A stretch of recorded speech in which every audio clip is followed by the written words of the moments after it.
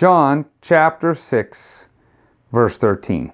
So they collected them and filled 12 baskets with the pieces from 5 barley loaves that were left over from those who had eaten.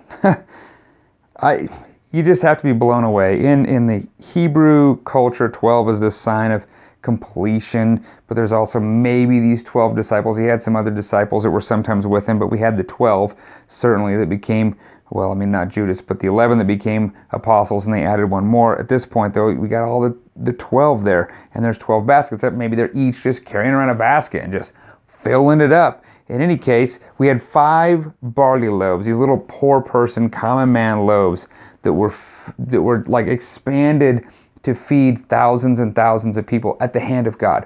Like Jesus made this happen, and now there are 12 basketfuls left over. They didn't even have that at the beginning, and even after everybody had eaten their fill, there is leftovers. It's abundance. Jesus gives in abundance in this case. Now, here's the thing. This is not some sort of like prosperity thing, like if we're just really faithful, we have whatever we want in abundance. Jesus provided for their needs, and he also provided in such a way to show the people, and by extension, reading this, us, that he is God, that he is the provider. He's drawing on symbolism and things from the Exodus when they were wandering in the wilderness, and just this remarkable provision.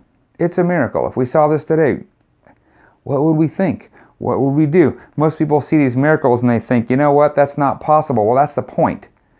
God intervenes into our reality and what we think we know, and he shows us that he can do the impossible. That's why we call it a miracle. That's why it shows us that he is God. And so we need to see this and just be in awe and go, he truly is the Son of God.